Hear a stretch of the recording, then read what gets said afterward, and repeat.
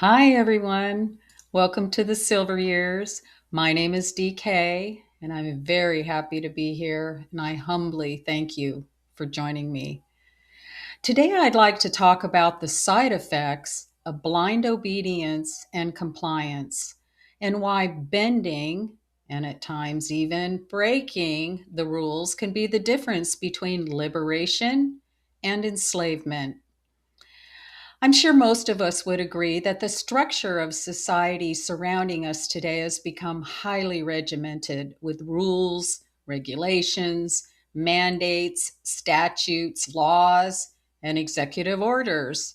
And it's becoming more regulated with each passing day, more regulated than we've ever seen it in our silver years, I assume, for most, right?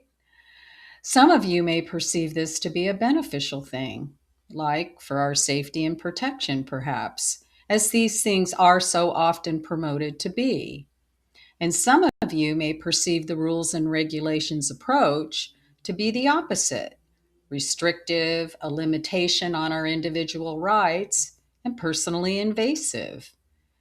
Speaking for myself, I find that too many rules and regulations not only confuse the dog, but they serve to micromanage even the private aspects of our lives that, in my humble opinion, governmental and corporate bureaucracies have no business being in the middle of. The bureaucracy, as we know it, has a sordid history of overstepping and is now considered by many to be authoritarian and even draconian at times. The challenge I think we have in choosing what kind of civilization we want to experience right now, both as individuals and as members of the society in which we live, is knowing when bureaucratic restrictions have gone too far and knowing when it's time to stop complying.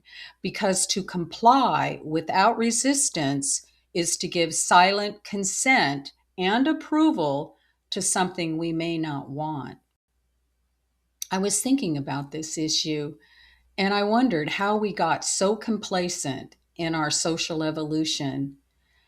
And then I remembered Pavlov's dog. I think many of us have heard about the 19th century experience involving Pavlov's dog, where the Russian physiologist Ivan Pavlov devised a scientific method that is now called classical conditioning by demonstrating how animals can learn to associate a neutral stimulus with a natural response. So Pavlov's dog was trained to automatically react without thought in a specific way in response to a trigger signal initiated by its controller and trainer. While science may label this so-called learning, I would call it more like training. Learning to me would not be the proper word, but okay, we'll go with it. They may label this so called learning as classical conditioning. I see it more as mind control and predictive programming. Some might even call it brainwashing. Now, let's expand on Pavlov's classical conditioning method and consider how you would train a massive, powerful elephant to never run away. It begins with programming that elephant as a baby to believe that it doesn't have the power to run away. And how would one do that? Well, by weighing down each foot with a heavy stone the moment it's born.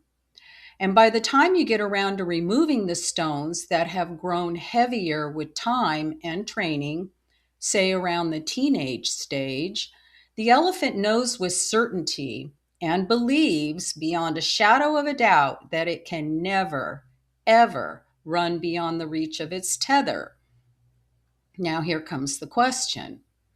Just because the elephant believes it can never run away, does that really make it so? It's pretty obvious when looking at an elephant that without outside interference in the form of mind control, an elephant would definitely possess the physical strength to throw its weight around in a big way at a fairly young age. So the elephant's actual physical capacity to run is not, in reality, a limitation to its freedom or liberation.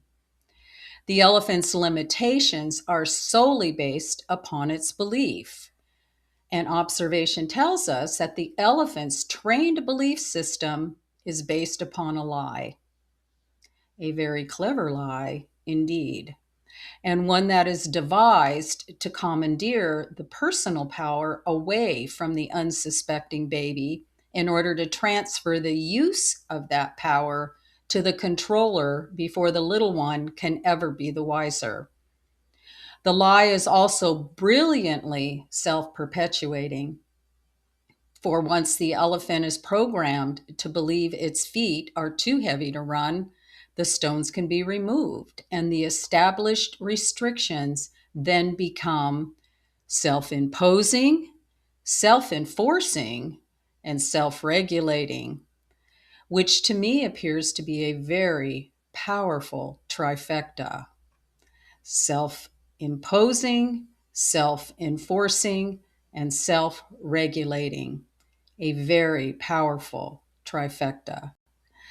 Nevertheless, the elephant's enslavement remains a figment of its perfectly trained mind and classical conditioning. The reality is the elephant has what it needs to break and run anytime it decides to, yet it does not. Now, I think abolitionist Harriet Tubman from the Underground Railroad days said it best when she said, "I freed 1,000 slaves. I could have freed 1,000 more if only they knew they were slaves." Well, by the time our baby elephant has grown strong enough to easily liberate itself at will, it's too afraid to even contemplate the notion, thanks to its Common Core training, its classical conditioning, and the overriding memories of fear and pain, and of course, the burden of those heavy stones. As far as the controller is concerned, however, this little elephant is a success story.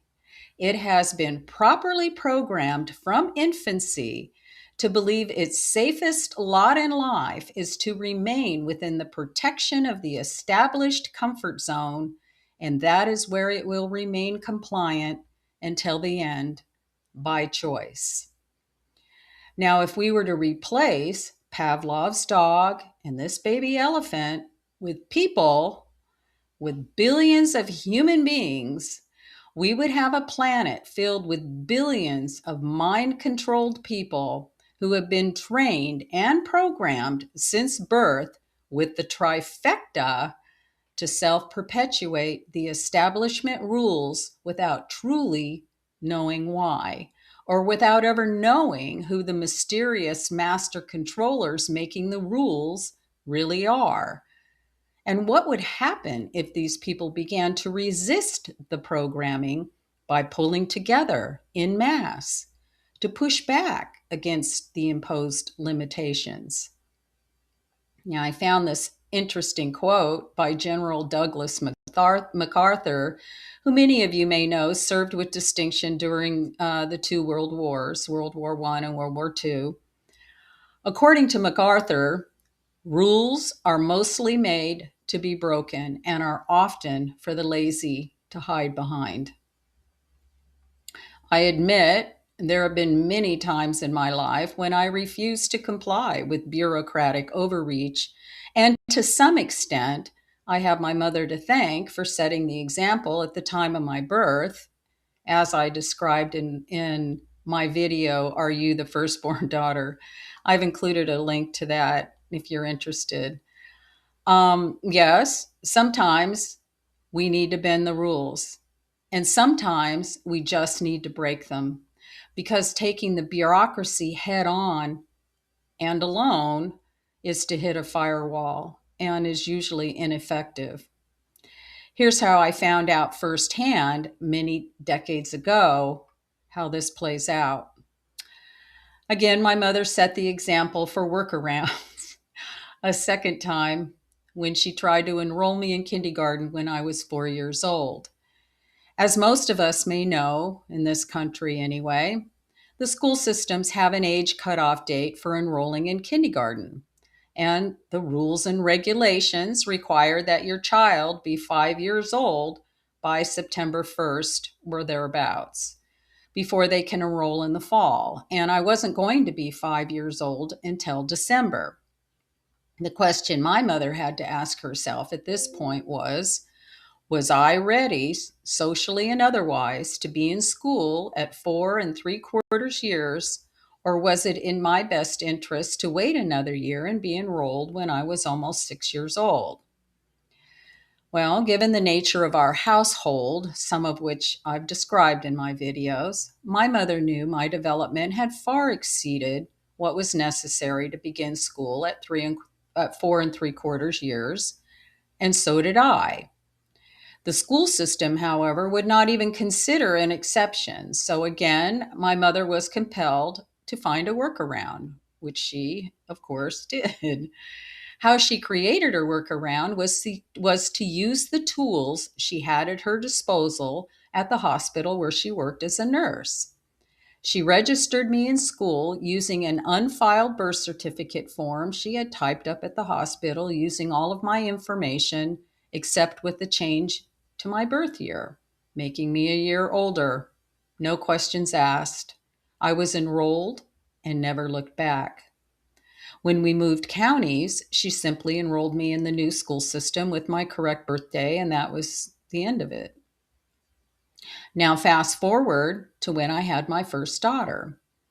She too was born past the enrollment cutoff date, but was highly developed socially and otherwise, and was ready and wanting to go to school, not wait another year. We were living in Colorado at the time, and I initially thought it best to play by their rules and apply for an exception as allowed by the school district. This involved taking her in for a special assessment at the district office, which I did do. Thing is, I knew the minute we arrived that there would be no exception because the decision had already been made beforehand. No exceptions. No matter how well my daughter performed or tested for them, there would be no exception. So, like my mother, I was compelled to find a non compliant workaround, and I did. Except I didn't have access to a blank birth certificate form I could just type up, but I did have access to a Xerox copy machine, some whiteout, and a multitude of typewriters to choose from. And no, computers did not exist at this time. I found the only typewriter in the building I worked in that had a font matching my daughter's birth certificate and made a correction to her birth year. I enrolled her in school without issue, although she did tell me recently that she had a teary moment on her birthday early on, like in kindergarten or first grade. She said that her teacher wished her a happy birthday and then asked her how old she was. She said she didn't know what age to answer with because she knew what had been done to enroll her. She said she then started to cry a little as she hemmed and hawed in response to the teacher's question about her age as if she didn't know.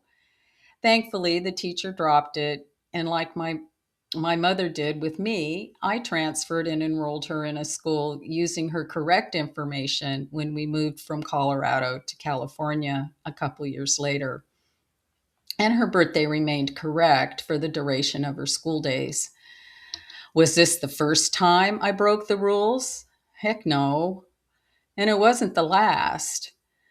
I have realized in this reality matrix that for me, it's best to consider many of our system's bureaucratic rules and regulations to be more like suggestions than requirements demanding obedience, which can be hard to do at times because the system's approach is to use lies and scare tactics and the fear of consequences as threats to compliance. And like Pavlov's dog and our baby elephant, we the people are classically conditioned and trained to blindly obey and comply without thinking it through. And in so doing, we consent to regulatory enslavement through our quiet compliance.